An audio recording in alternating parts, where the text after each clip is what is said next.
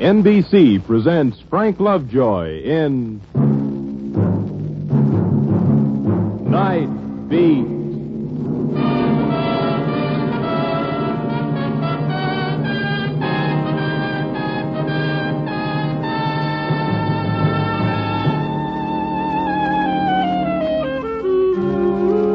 Hi, this is Randy Stone. I cover the night beat for the Chicago Star. Some people think I live upside down, night where day ought to be. Funny, it's all a matter of perspective. Night, that's when the city comes to life, full of promise, tantalizing. Take North Clark Street, for instance, with its honky-tonks, dives that call themselves nightclubs, its shabby little joints, its entertainers who've slipped, its second-raters who never made the grade in the first place, all of them pushing and shoving to keep alive and get a few laughs. Some of them getting their kicks the hard way, no matter what they cost. Some of them not getting any kicks at all. In the daytime, it's a sad-looking street. At night, though, when it steps into the tinsel spotlight, it's alive, it's kicking, and it's full of people. And that's what draws me to it. I stood on the corner and I watched them. A little chorus girl hurrying across the street, eating a candy bar. Two dignified old Chinese walking one in back of the other. And a gang of college kids out to explore the big wicked city at night. And a street full of impatient drivers. The plain, dowdy-looking little old man fighting his way through the traffic carrying a small black case. Out of sheer habit, I cataloged him. A Salvation Army captain in mufti, or a veterinarian. And a wild driver playing tic-tac-toe with the morgue, careening around the corner. Pedestrians jumped out of his way, all but the old guy. He almost made the curb when the car grazed him and threw him up on the sidewalk. I ran up to him, helped him up, picked up his hat. Are you hurt? No, thank you. I wasn't... It's all right. I'm quite all right. You look a little shaky. You sure you're all right? I'm perfectly all right. No, now, please.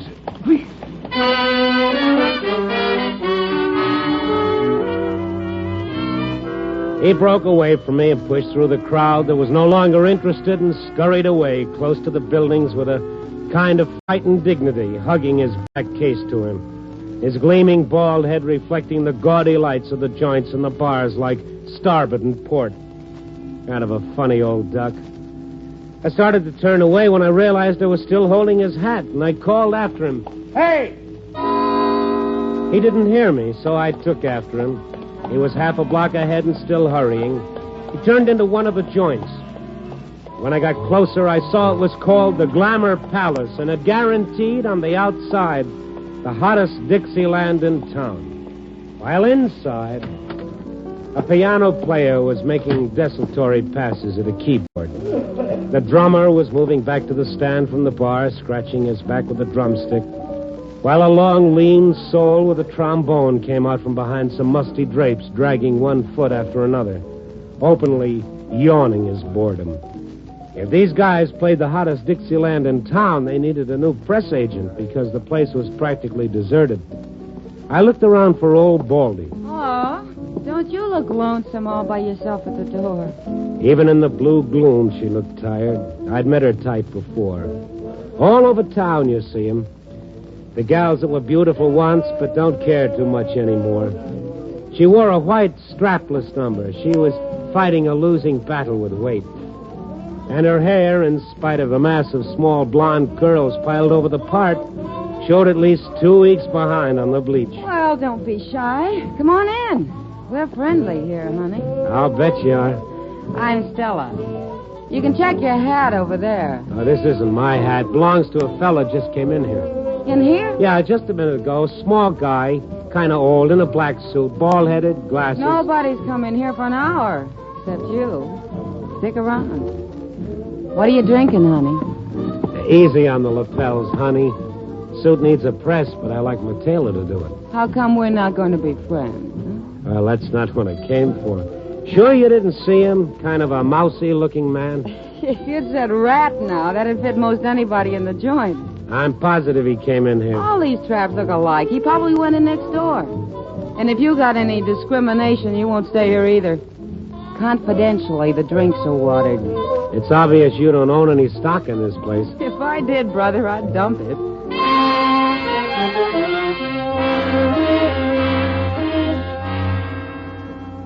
She clutched my arm and cajoled me out the door. Frankly, I was glad to get outside and get a whiff of good, clean monoxide gas. I still had the hat in my hand. I didn't know what to do with it. Randy! Huh? Good to see you, kid. Joe, what are you doing in this neighborhood? I'm working. I'll wait you. In here? No, next door. Why don't you come in? We What? got some good entertainment. Come on, I'll give you a good table. What are you drinking these days? Here, have a cigar. No, Joe, I can't. I'm just trying to return a hat. A what? Skip, it's not important. Boy, am I glad I ran into you. Have I got a item for you? We just had a baby. That's an item? After 15 years, it's a scoop. Okay, I'll make a note of it. Here's a pencil. No, I got one. I got him a pocket. His name is Francis Xavier McGuire. He weighed 9 pounds, 14 ounces, 23 inches long, and the doctor said... Wait a minute. What's the matter, kid? Well, how do you like that? Well, tell me. Maybe I will. My wallet. Dame lifted my wallet. So long, Joe.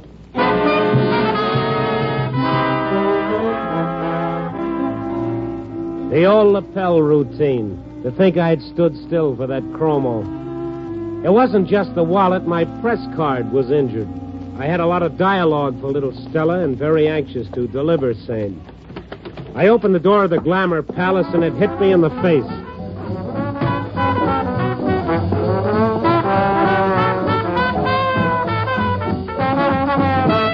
Sweet, hot jazz.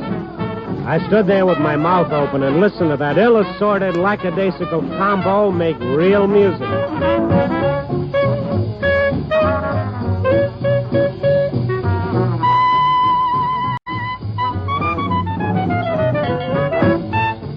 But it wasn't just the combo that threw me. I've heard a lot of jazz. It was the clarinet. Old Baldy, the guy I've been trying to return the hat to, the little man that wasn't supposed to be here, standing on that platform, blowing that licorice stick like he'd been born with it in his mouth. And I'd pegged him with the Salvation Army.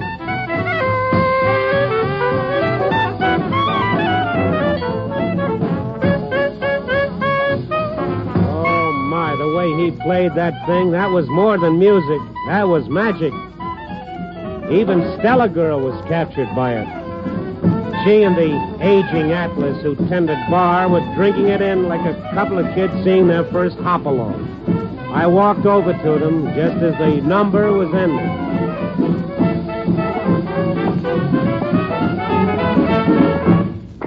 Oh, how about that, Benny? Is that music or is that music? Hallelujah. Amen. Huh? Now, let me have my wallet. Oh, it's you again. Yeah. Now, how about the wallet? So how about it? You had your fun, now I want it back. Looks like you got the wrong place again. Not this time. This guy giving you trouble, Stella? Oh, he's all right, Benny. Just a little mixed up, that's all. Now, look, I've gone along with that gag long enough. Now, do I get it back or do I call the cops? What do you want to make trouble for us for? We're just trying to make an honest scratch. Yeah, well, why don't you go home and sleep it off, honey? Oh, now, wait a minute. What are you handing us, honey? What's the dodge? This routine about a wallet and some old guy with a hat? Oh, yeah. I thought you said he didn't come in here. Who? That old guy up there on the platform. What old guy? The clarinet player, the one that... Well, where'd he go? You sure you're feeling okay, honey? Oh, this is getting real cute. Now you see it and now you don't. Oh, that's your trouble. Gee, you ought to see a doctor. I will. When I get out of this squirrel cage, I'll be right for one.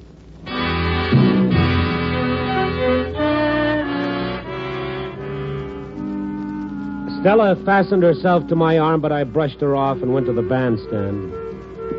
The piano player, strictly a bot character with no expression on his emaciated face, his nervous fingers pulling harmonics out of the keys. He was obviously the leader.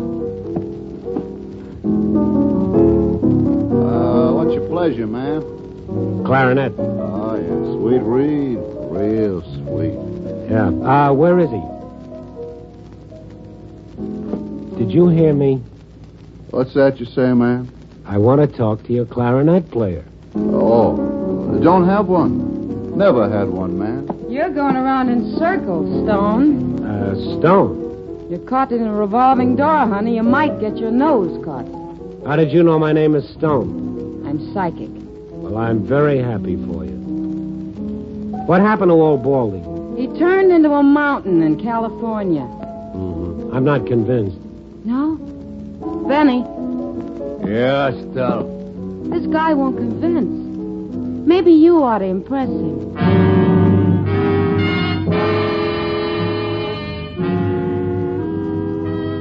Benny turned his sawtooth grin in my direction, but it wasn't amusing. It was an exit cue, and I took it. I bowed goodnight to the lady and walked out the door. I didn't believe them. I didn't believe a word they'd said, but I was convinced.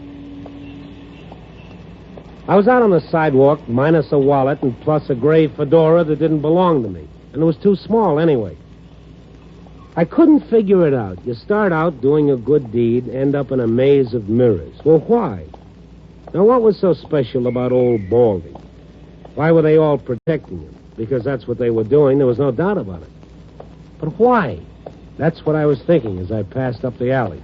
Mister, please. May I have my hat? You know what? And there he was, hugging the shadows of the alley and clutching his black case to him. Old Baldy, the clarinet player. I said, may I please have my hat? Why, sure. Thank you. And, here's your wallet. What? How did you get it? It's not important. Oh, I think it is. Please, I wouldn't want there to be any trouble or any publicity. Stella's such a wonderful girl. She shouldn't have taken such a risk for me, but then she's like that. Warm, generous. Always worrying about the other person. Stella? Oh, yes, a fine woman. I hope getting your wallet back will take care of your inconvenience. I'm sure you'll find everything satisfactory inside. Now, if you'll just be good enough to forget about the whole Wait a thing. minute. Now, what's the rush? Let's not hang out here in the alley. Let's go someplace and talk. Oh, no, I couldn't. Now, wait a minute. I want to ask you some questions. Questions? What about? Well, like about music. Clarinet. How long you been playing it? A long time. I have your word now, haven't I, that you won't make any trouble? None of this will be in the newspapers? How can I write about something I don't understand? Sorry. Oh, now, wait a minute.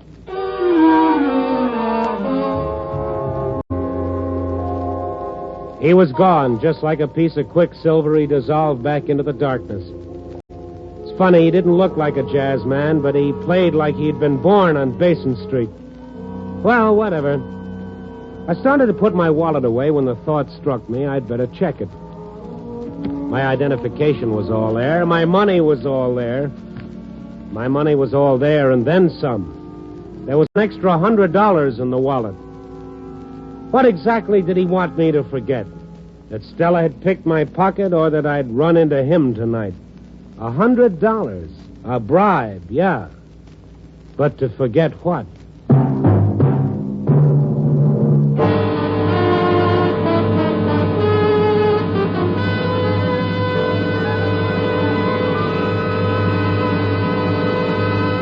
NBC is bringing you Night Beat and Frank Lovejoy as Randy Stone.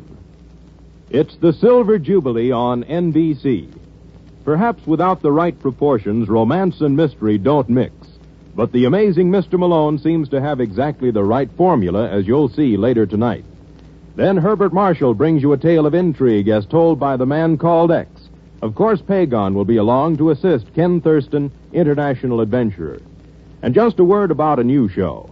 On July 1st, Martin Caine, Private Eye, joins the Sunday mystery lineup on this station with Lloyd Nolan in the title role. The chimes are your invitation.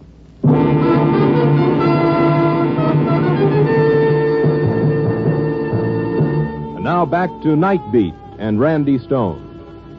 My curiosity was whetted about a frightened, mousy little man who didn't look like a jazz man, didn't talk like a jazz man, and yet played the sweetest clarinet this side of Benny Goodman, and who would sacrifice $100 to drop in the press's pocket.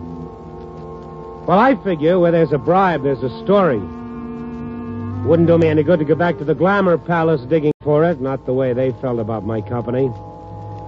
So I dug around town looking for news for tomorrow's paper until 3 a.m., when I was able to catch up with the one man who might give me a lead.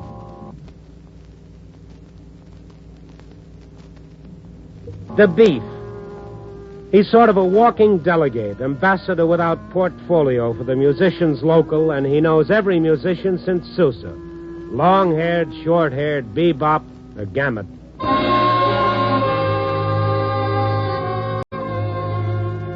I found him where he stops in every night, year in and year out, in an all-night drugstore in the last booth. He calls it his office, and to all intents and purposes, it is. Payphone rings all night for the Beef. When I walked in, he was just finishing a call. Yeah. Sure, yeah. I'll straighten it out for you. Yeah. I fished in my pocket for a nickel to play the jukebox. I don't know how he knew it because he hadn't looked at me. Don't play that thing. It's canned. Yeah. He dug around in his pockets for a piece of paper, brought out half a dozen scraps of envelopes that were covered with notations. I got it. He finally found a clean spot on one, and with the stump of a pencil that clung precariously to his ear, he made a notation. Take it. I'll take care of it. Yeah. Hello, Beef. What's your gripe? No gripe, not me. I'm a happy man. Then you're not a musician. He walked away from the phone, back to his booth. He hadn't looked at me, but then he never looked at anybody.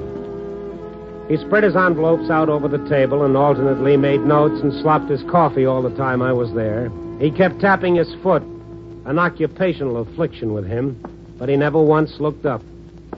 Beef, you got a minute? Something I'd like to find out. Yeah, sure, put it down. Thank you. What do you know about the clarinet man over at the Glamour Palace on Clark Street? Otto. Oh, that his name? Otto? The bald-headed gent? Otto Frigg. Uh-huh. Where's he from? Oh, no.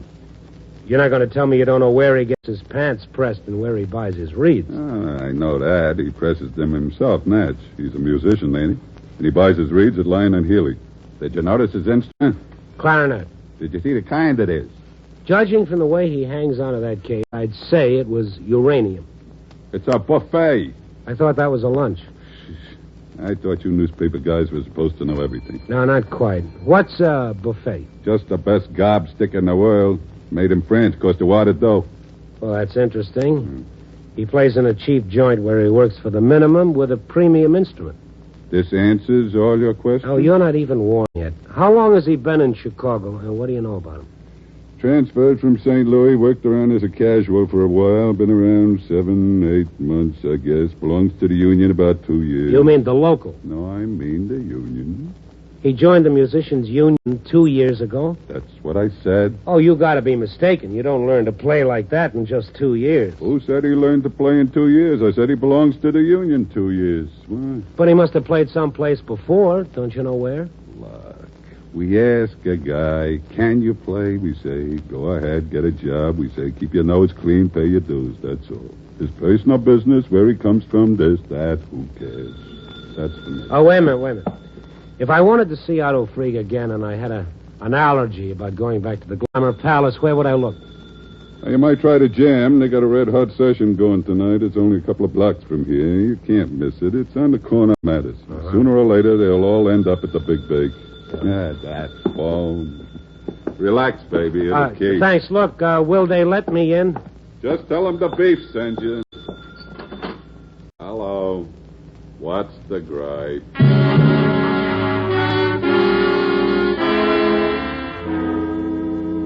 2 years. Otto Frigg, a member of the union, only 2 years, and yet it was obvious that he was an accomplished musician, good enough to play any place. Where had he played before? You don't go around tooting a reed without all dues paid up, unless he'd been out of circulation someplace, and for a long, long time. In jail, maybe. I went over to the jam session. It was in an old-fashioned saloon that had tried to modernize itself without success. Pockmarked on the outside by a half-burned-out Mazda sign that said, bar. Wouldn't draw much trade during legal hours, but after hours, that joint was jumping. I could hear that trombone clear out on the sidewalk. And as I opened the door, the sweet, clear notes of it wrapped around me.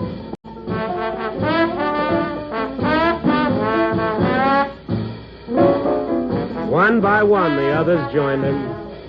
Trumpet, bass. Oh, what a sweet horn.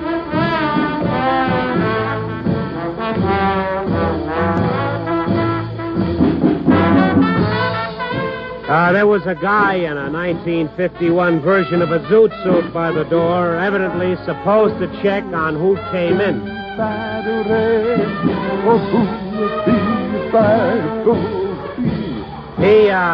He didn't pay any attention to me. Man, he was living. They had a good beat going, a real good beat. You could feel it in the walls and in the air and in your shoes. Every now and then, those boys hit a combination of notes that was great and exciting. A sort of satisfied sigh went around the room. They didn't want to applaud that audience. They didn't want to break the spell. So they beat their feet, shut their eyes, and shook their heads, silently playing along with them, like one man. And yet, how different they were. On their faces, every racial strain, every shade of color, and their clothes from the cheapest to the best.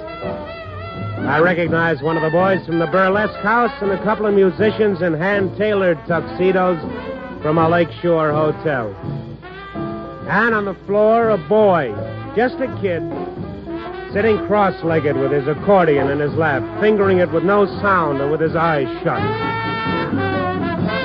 From the look on this kid's face, that music he heard in his head must have been great. Almost forgot what I came in for. I looked around for Otto Freed. He was just taking his place on the stand. And one by one, the other musicians stopped playing and let him carry on. I looked for Stella. There she was, sitting by herself in the corner. And I went over to her.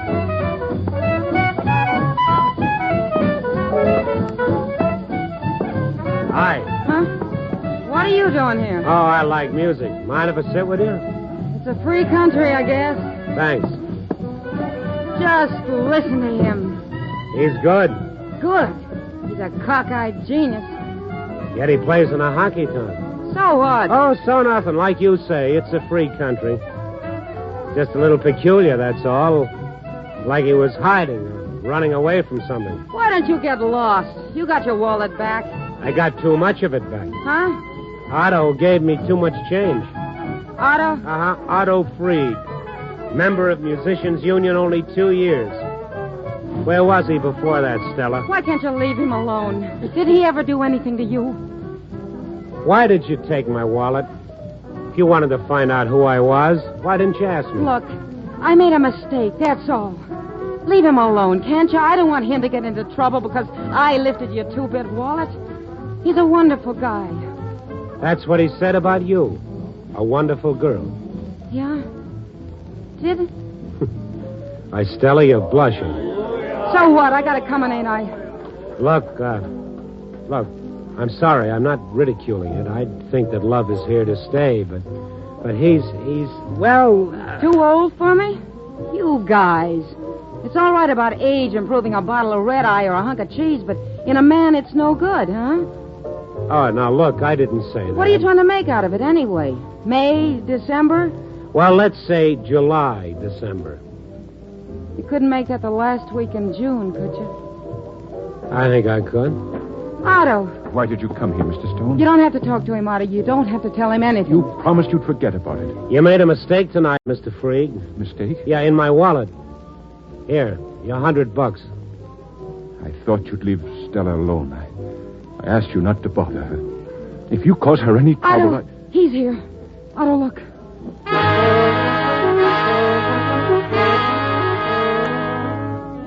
She was looking beyond me toward the door, panic on her face. On Otto's face was the look of a trapped man. He clutched his clarinet to him as though to protect it from something. I followed their gaze. Over by the door, trying to prove to the lad in the zoot suit that he should be allowed to come in and not making much headway, was a big red-faced character who, if he wasn't a cop, was a cop's second cousin. I turned back, but Otto was already out of sight. Stella was just vanishing through the back door. You don't let a story walk out on you like that, not when you've come so far with it. I dashed after them. I didn't get very far. As I hit the alley, Stella tripped me and I went sprawling. Ah! Otto, hurry, get away. I tried to shake her off so I could follow him, but she dug her teeth in my arm. Hey! Oh, you're a real nice kid. Nice and refined. You had it coming. Yeah. Now, who's that guy inside that you're afraid It's of? none of your business. I'm going to make it my business. I'll find out one way or another. He's a detective. Oh. Well, what are they after him for? What's it to you? So he's on the lam, it's no skin off your nose. I'm a newspaperman. This won't sell papers.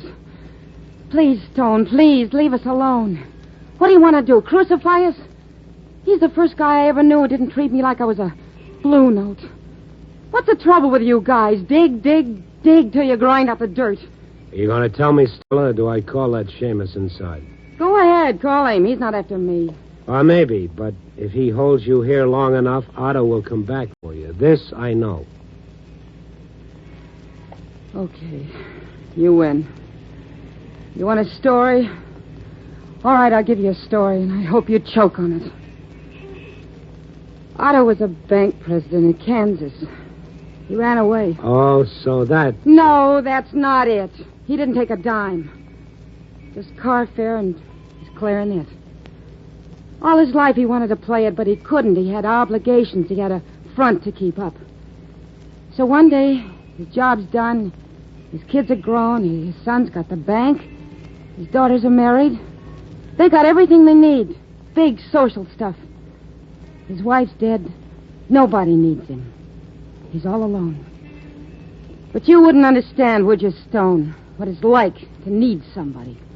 Go on. All Otto's got is his clarinet. But they won't let him play it. Jazz is too lowbrow for his family. Imagine being ashamed of Otto.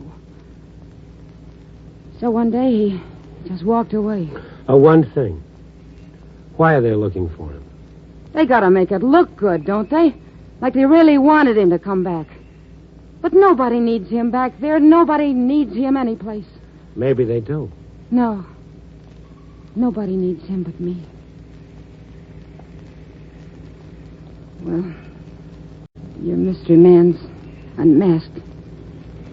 You got your big story. Now why don't you go and print it? Well, you won't believe me, Stella, and I don't blame you, but I am sorry. It was none of my business. Now, go on, beat it. Thanks, Stone. And take good care of that clarinet.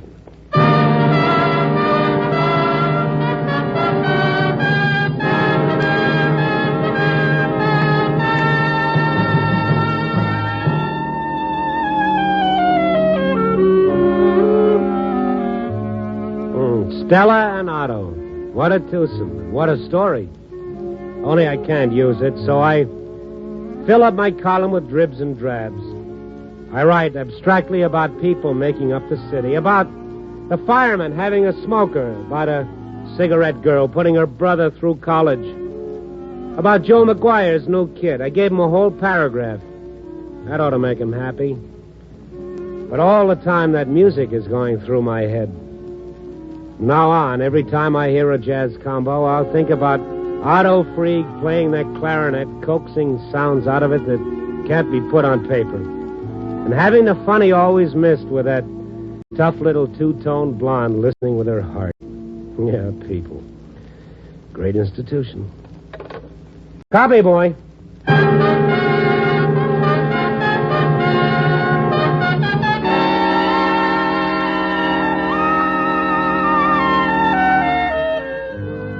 Night Beat, starring Frank Lovejoy, is produced and directed by Warren Lewis.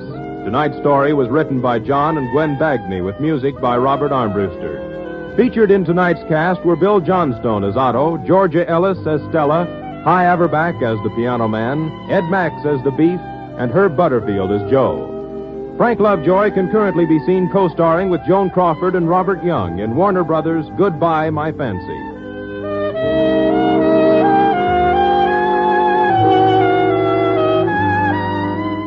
Listen next week at this time and every week as Randy Stone searches through the city for the strange stories waiting for him in the darkness.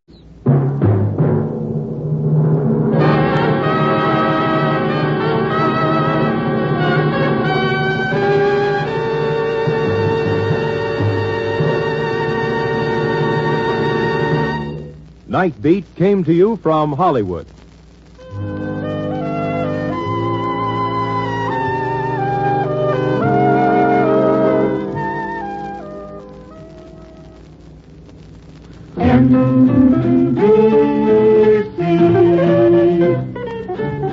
Enjoy the very best in radio. Be sure that you dial and write. Seems like the very best in radio. Morning, noon, and night is from this station. Morning, noon, and night, NBC. Hear the amazing Mr. Malone tonight on NBC.